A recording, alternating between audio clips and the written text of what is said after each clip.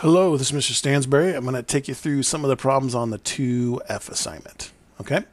First one, represent sets A and B on a Venn diagram given that the universal set is all these. A is this and B is this. So we got A, B, and this whole box here is the universal set, right? So what I like to do is I like to first look and see if there's anything that is in both A and B. 2, 4, 6, 5, and 7. There's nothing that ends in both, that ends up in both. That would be this middle section here. So I'm going to just do this. 2, 4, and 6, 5, and 7. And then anything that's in here that's not listed in here gets put in the outside somewhere here. So we got 2 taken care of. There's no 3, so I'll put that out there. 4, 5, 6, and 7 all got taken care of. So that's how we would represent sets A and B on a Venn diagram. Okay? 3, suppose universal set is all the integers from 1 to 9 inclusive. A is all the factors of 6, B is all the factors of 9. List sets A and B. Good idea. So A is going to be all the factors of 6, right? So 6 is 1 times 6 and 2 times 3. So let's go 1, 2, 3, and 6. B are all the factors of 9. That's 1 times 9 and 3 times 3. So that's just going to be 1, 3, and 9. Okay. B, find A intersect B and A union B. So A intersect B, what they have in common is 1 and 3, right? A union B is going to be everything they have together. That's 1, 2, 3, 6, and 9. So there's part B. And then C represents a set A and B on a Venn diagram. So here's our Venn diagram, A and B. This whole thing is our universal set. So it's kind of nice. They kind of helped us set everything up. So A union B. So the stuff that's in, A intersect B, the stuff that's in both of these is 1 and 3, right? So then let's see, in B I've already listed 1 and 3, so I just need to put 9 in B. And then over here I've already listed 1 and 3, so I just need to put 2 and 6. Okay? So there's 1, 2, 3, 6, and 9 are all accounted for. Now we just need the rest of the numbers. So we've so just number it off from 1 to 9. We've taken care of 1, 2, 3. We don't have 4 yet, or 5, but we do have 6. We don't have 7 or 8, but we do have 9. So as long as we've got them all listed off somewhere in there. So you could list it like that. You could put 4 here, 5 there, 8 there, 7 here. It doesn't matter as long as they're all listed somewhere in there. Okay? All right, that's number 3. Number 6. Suppose the universal set is all the real numbers. So this is all the real numbers here. Copy the Venn diagram and label the sets Q, Z, and N. Shade the region representing Q prime, and then place all these numbers in here. So the one that's the smallest, got the smallest amount of numbers in their set is going to be N. So that this inner circle is going to be our N. And then the integers are going to go right outside of that. And then the rationals are going to go right outside of that. And then here's how this works.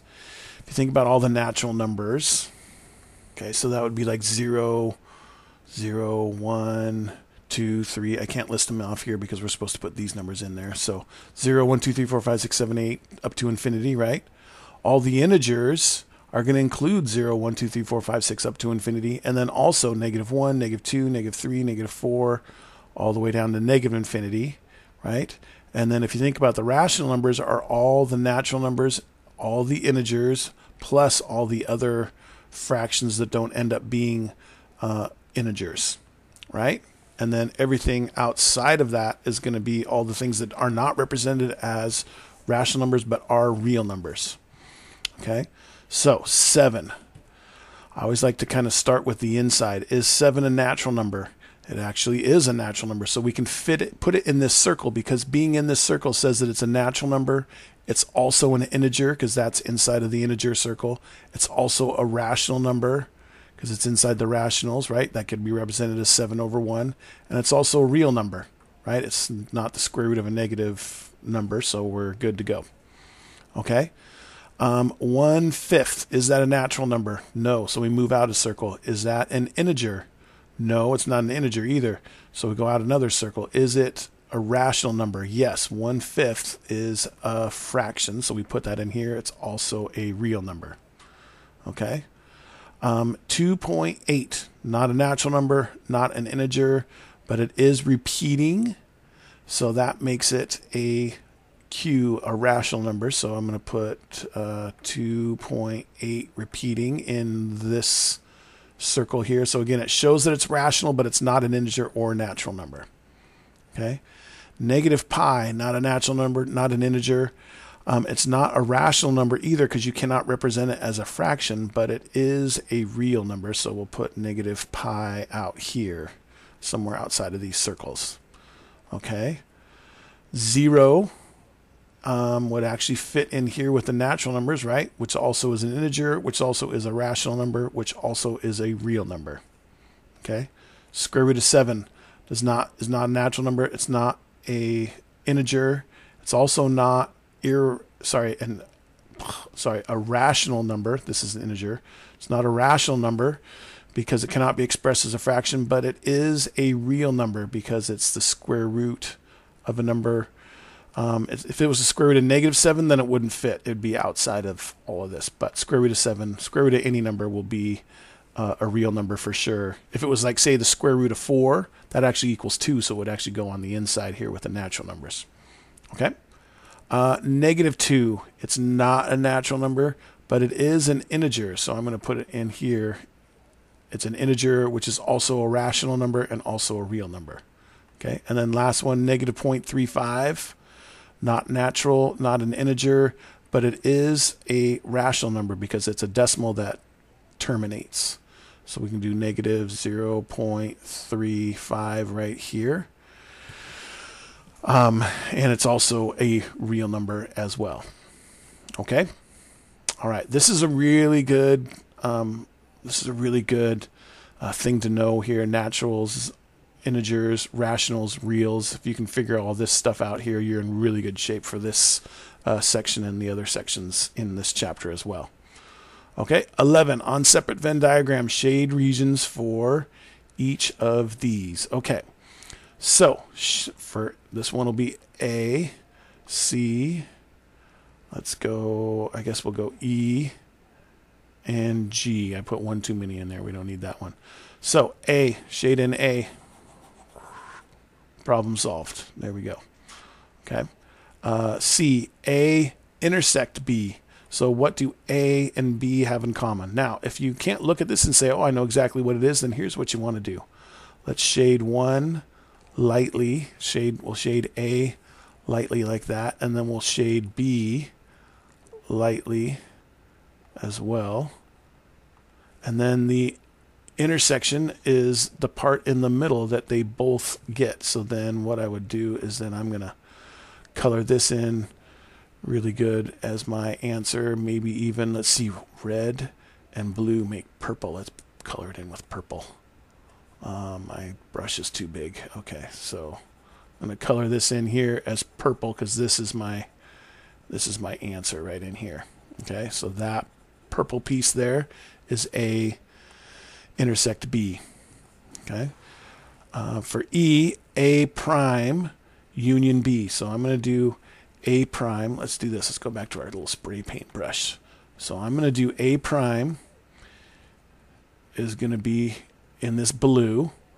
Okay, so A prime is everything that's not an A, right? So that's all of this stuff here.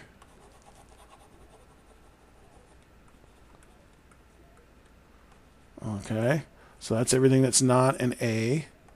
And then everything that is in B we'll do in red, so that's this here. Right? And it's the union of, so it's everything. So basically it's this whole, all this stuff filled in except for A. So just think of all this filled in, all these filled in here. In fact, I think I might even have like a little paintbrush. I mean, a fill. There we go. Let's fill that. Oh, never mind. That won't work because it's just going to fill in the little blank spots, but you kind of get the idea. Okay.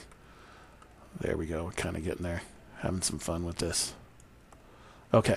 So that's what A union B looks like. And then for G is A intersect B, but the exact opposite, the prime of that. So look, we have A intersect B right here. So if we want to do everything except for A intersect B, it's going to be everything except for that middle piece. So it'll be this piece, and that piece. And even inside the B and inside the A. Right? So that's what G would look like. Okay? All right. Come on, that was a little fun with the paintbrush. I had fun. The Venn diagram consists of three intersecting sets. Shade on separate Venn diagrams. These things here. Ooh, okay. So we got A, C, E, G, and I. All right, let's try these out. Let's do our, I'm going to do our little bucket thing again. Okay, so just A is going to be everything in this section. That's just A, right? And then we have B intersect C. So it's where everything in B, and everything also in, in C. Okay. So it's going to be where these things here, since it's the intersection, it's where those things cross. So let's see if I can get this to work. So it's going to be everything in here and in here. That works. Oh, look, I even painted the line green. Can't get that little spot, but you get the idea. Where is it? There it is. Got it. Okay, so that's a B intersect C. Okay, for E, we got A intersect B intersect C. So it's where they all cross, right? So again, if we were to color in, say, just here's A, is all the green. Let's make B all the blue. So that's all the blue is B here.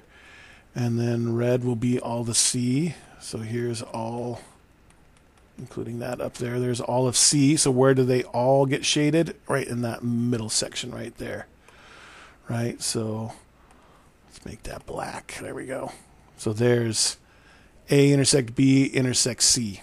Okay? And then G is A intersect B intersect C prime. So it's the exact opposite of what we just did. So it's everything except for those, except for that middle part there, right? So let's fill that in with something a little nicer. So that's going to be that, including the B's filled in. Okay. And the A. All right? So that would be all of these here. And then I, the last one, is B intersects C, which we just did in C. So that's this piece right here with everything that's in A. So let's do this. We've got B intersects C. We already know from here. That's this here. And since it's the union with A, we'll also just fill in everything from A, and we'll end up with that. Okay? All right, that's all we have for the 2F assignment. If you have any further questions on any of this, please feel free to ask. Thanks.